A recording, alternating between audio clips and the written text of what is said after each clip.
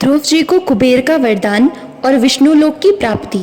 चतुर्थ स्कंद, द्वादशो अध्याय। श्री मैत्रेय जी कहते हैं, विदुर जी, ध्रुव का क्रोध शांत हो गया है और वे यक्षों के वध से निवृत्त हो गए हैं।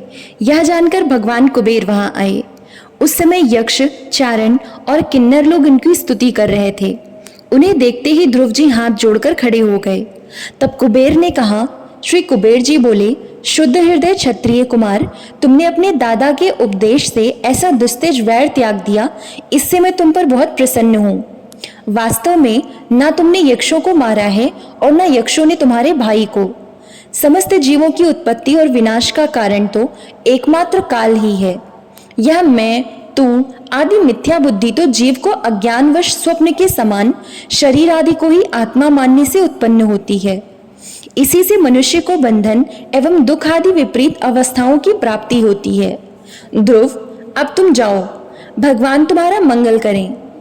तुम संसार पाश से मुक्त होने के लिए सब जीवों में समदृष्टि रखकर सर्वभूतात्मा भगवान श्रीहरि का भजन करो। वे संसार पाश का छेदन करने वाले हैं तथा संसार की उत्पत्ति आदि के लिए अपनी त्रिगुणात्मिका माया शक्ति से युक्त होकर भी वास्तव में उससे रहित हैं। उनके चरण कमल ही सबके लिए भजन करने योग्य हैं। प्रियवर, तुमने सुना है, तुम सर्वदा भगवान कमलनाथ के चरण कमलों के समीप रहने वाले हो, इसलिए तुम अवश्य ही वर पाने योग्य हो। ध्रुव, तुम्हें जिस वर की इच्छा हो मुझसे संकोच होकर एवं निःशंक होकर मांग लो। श्री मैत्रेय जी कहते हैं, विदुर जी, यक्षराज कुबेर ने जब इस प्रकार वर मांगने के लिए आग्रह किया, तब महाभागवत महामती ध्रुव जी ने उनसे यही मांगा कि मुझे श्रीहरि की अखंड स्मृति बनी रहे, जिससे मनुष्य सहज ही दुस्तर संसार सागर को पार कर जाता है। इडविडा के पुत्र कुबेर जी ने बड़े प्रसन्न मन से उन्हें भगवत स्मृति प्रदान की। फिर उनके देखते देखते वे अंतर्धान हो गए। इसके पश्चात ध्रुव जी भी अपनी राजधानी को लौट आए। वहां रहते हुए उन्होंने बड़ी बड़ी दक्षिणा वाले यज्ञों से भगवान यज्ञ पुरुष की आराधना की। भगवान ही द्रव्य, क्रिया और देवता संबंधी समस्त कर्म और उसके फल हैं तथा वे ही कर्म फल के दाता भी हैं। सर्व उपाधि शून्य सर्वात्मा श्री अच्युत में प्रबल वेग युक्त भक्ति भाव रखते हुए ध्रुव जी अपने में और समस्त प्राणियों में सर्वव्यापक श्री हरि को ही विराजमान देखने लगे।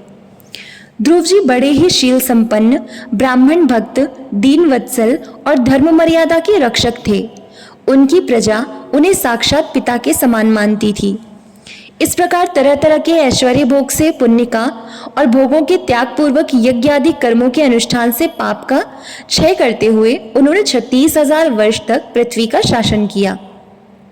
जितेंद्रिय महात्मा ध्रुव ने इसी तरह अर्थ, धर्म और काम के संपादन में बहुत से वर्ष बिताकर अपने पुत्र उत्कल को राज सिंहासन सौंप दिया। इस संपूर्ण दृश्य प्रपंच को अविद्या रचित स्वप्न और गंधर्व नगर के समान माया से अपने में ही कल्पित मानकर और यह समझकर कि शरीर, स्त्री, पुत्र, मित्र, सेना, भरा पूरा खजाना, जनाने महल, सुरम्य विहार भूमि और समुद्र पर्यंत भूमंडल का राज्य, ये सभी काल के गाल में पड़े हुए हैं। वे बद्रिकाश्रम को चले गए। वहां उन्होंने पवित्र जल में स्नान कर इंद्रियों को विशुद्ध किया, शांत किया। फिर स्थिर आसन में बैठकर प्राणायाम द्वारा वायु को वश में किया। तदनंतर मन के द्वारा इंद्रियों को बाह्य विषयों से हटाकर मन को भगवान के स्थूल विराट स्वरूप में स्थिर कर दिया। उसी विराट रूप का चिंतन करते करते वे अंत में ध्याता और ध्येय के भेद से शून्य निर्विकल्प समाधि में लीन हो गए और उस अवस्था में विराट स्वरूप का भी परित्याग कर दिया। इस प्रकार भगवान श्रीहरि के प्रति निरंतर भक्ति भाव का प्रवाह चलते रहने से उनके नेत्रों में बार बार आनंद अश्रुओं की बाढ़ सी आ जाती थी। इससे उनका हृदय द्रवीभूत हो गया और शरीर में रोमांच आया। फिर देह अभिमान गलित हो जाने से उन्हें मैं ध्रुव हूं इसकी स्मृति भी ना रही। इसी समय ध्रुव जी ने आकाश से एक बड़ा ही सुंदर विमान उतरते देखा।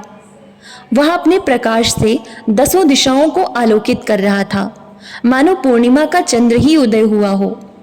उसमें 2 श्रेष्ठ पार्षद गदाओं का सहारा लिए खड़े थे।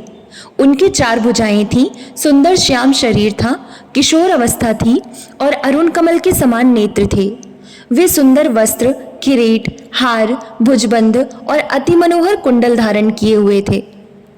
उन्हें पुण्य श्लोक श्रीहरि के सेवक जान ध्रुव जी हड़बड़ाहट में पूजा आदि का क्रम भूलकर सहसा खड़े हो गए और ये भगवान के पार्षदों में प्रधान है ऐसा समझकर उन्होंने श्री मधुसूदन के नामों का कीर्तन करते हुए उन्हें हाथ जोड़कर प्रणाम किया। ध्रुव जी का मन भगवान के चरण कमलों में तल्लीन हो गया और वे हाथ जोड़कर बड़ी नम्रता से सिर नीचा किए खड़े रह गए। तब श्रीहरि के प्रिय पार्षद सुनंद और नंद ने उनके पास जाकर मुस्कुराते हुए कहा। सुनंद और नंद ने कहा, राजन, आपका कल्याण हो। आप सावधान होकर हमारी बात सुनिए। आपने 5 वर्ष की अवस्था में ही तपस्या करके सर्वेश्वर भगवान को प्रसन्न कर लिया था। हम उन्हीं निखिल गज जगन्नता शांगपाणी भगवान विष्णु के सेवक हैं और आपको भगवान के धाम में ले जाने के लिए यहाँ आए हैं। आपने अपनी भक्ति के प्रभाव से विष्णु लोक का अधिकार प्राप्त किया है, जो औरों के लिए बड़ा दुर्लभ है। परम ज्ञानी सप्तर्षि भी वहां तक नहीं पहुंच सके। वे नीचे से केवल उसे देखते रहते हैं। सूर्य और चंद्रमा आदि ग्रह नक्षत्र एवं तारागण भी उसकी प्रदक्षिणा किया करते हैं। चलिए, आप उसी विष्णु धाम में निवास कीजिए। प्रियवर, आज तक आपके पूर्वज तथा और कोई भी उस पद पर कभी नहीं पहुंच सके। भगवान विष्णु का वह परम धाम सारे संसार का वंदनीय है। आप वहां चलकर विराजमान हो। आयुष्मान या श्रेष्ठ विमान पुण्य श्लोक शिखामणि श्रीहरि ने आपके लिए ही भेजा है। आप इस पर चढ़ने योग्य हैं। श्री मैत्रेय जी कहते हैं, भगवान के प्रमुख पार्षदों के ये अमृतमय वचन सुनकर परम भागवत ध्रुव जी ने स्नान किया, फिर संध्या वंदन आदि नित्य कर्म से निवृत्त हो मांगलिक अलंकार आदि धारण किए। बद्रिकाश्रम में रहने वाले मुनियों को प्रणाम करके उनका आशीर्वाद लिया। इसके बाद उस श्रेष्ठ विमान की पूजा और प्रदक्षिणा की और पार्षदों को प्रणाम कर सुवर्ण के समान कांतिमान दिव्य रूप धारण कर उस पर चढ़ने को तैयार हुए। इतने में ही ध्रुव जी ने देखा कि काल मूर्तिमान होकर उनके सामने खड़ा है। तब वे मृत्यु के सिर पर पैर रखकर उस समय अद्भुत विमान पर चढ़ गए। उस समय आकाश में दुदुम्भी, मृदंग और ढोल आदि बाजे बजने लगे। श्रेष्ठ गंधर्व गान करने लगे और फूलों की वर्षा होने लगी। विमान पर बैठकर ध्रुव जी ज्यों ही भगवान के धाम को जाने के लिए तैयार हुए, त्यों ही उन्हें अपनी माता सुनीति का स्मरण हो आया। वे सोचने लगे, क्या मैं बेचारी माता को अकेला छोड़कर दुर्लभ वैकुंठ धाम को जाऊंगा? नंद और सुनंद ने ध्रुव के हृदय की बात जानकर उन्हें दिखलाया कि देवी सुनीति आगे आगे दूसरे विमान पर जा रही हैं। उन्होंने क्रमशः सूर्य आदि सभी ग्रह देखे। मार्ग में जहां तहां विमानों पर बैठे हुए देवता उनकी प्रशंसा करते हुए फूलों की वर्षा करते जाते थे। उस दिव्य विमान पर बैठकर ध्रुव जी त्रिलोकी को पार कर सप्तर्षि मंडल से भी ऊपर भगवान विष्णु के नित्य धाम में पहुंचे। इस प्रकार उन्होंने अविचल गति प्राप्त की। यह दिव्य धाम अपने ही प्रकाश से प्रकाशित है। इसी के प्रकाश से तीनों लोक प्रकाशित हैं। इसमें जीवों पर निर्दयता करने वाले पुरुष नहीं जा सकते। यहाँ तो उन्हीं की पहुंच होती है जो दिन रात प्राणियों के कल्याण के लिए शुभ कर्म ही करते रहते हैं, जो शांत, समदर्शी, शुद्ध और सब प्राणियों को प्रसन्न रखने वाले हैं तथा भगवत भक्तों को ही अपना एकमात्र सच्चा सुहृद मानते हैं। ऐसे लोग सुगमता से ही इस भगवत धाम को प्राप्त कर लेते हैं।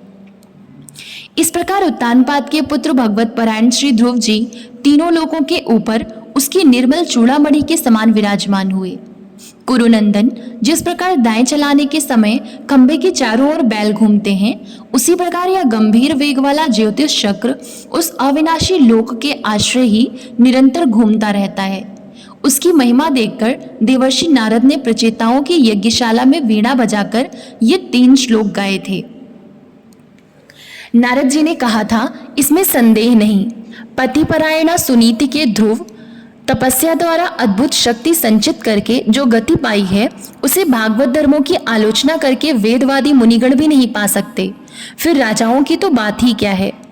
वे 5 वर्ष की अवस्था में ही सौतेली माता के वाग बाणों से मर्माहत होकर दुखी हृदय से वन में चले गए और मेरे उपदेश के अनुसार आचरण करके ही उन अजेय प्रभु को जीत लिया, जो केवल अपने भक्तों के गुणों से ही वश में होते हैं।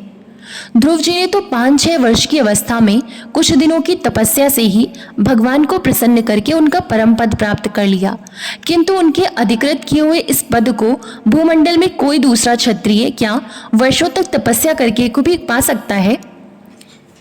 श्री मैत्रेय जी कहते हैं, विदुर जी, तुमने मुझसे उदार कीर्ति ध्रुव जी के चरित्र के विषय में पूछा था, सो मैंने तुम्हें वह पूरा का पूरा सुना दिया।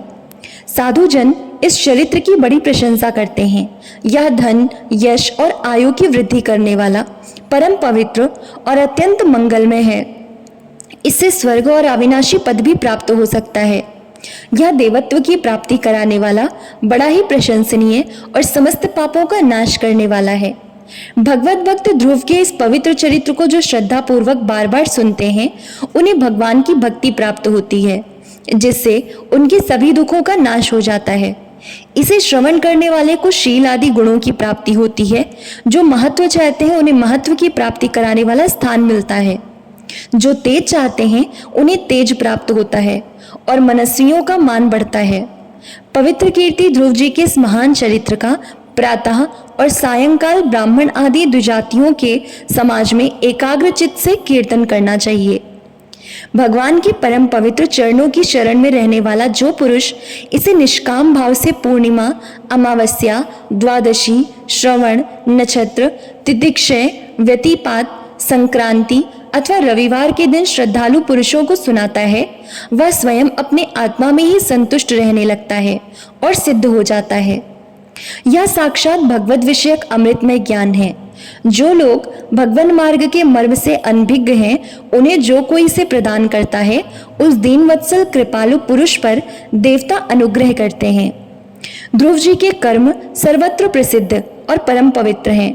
वे अपनी बाल्यावस्था में ही माता के घर और खिलौनों का मोह छोड़कर श्री विष्णु भगवान की शरण में चले गए थे। कुरुनंदन, उनका यह पवित्र चरित्र मैंने तुम्हें सुना दिया।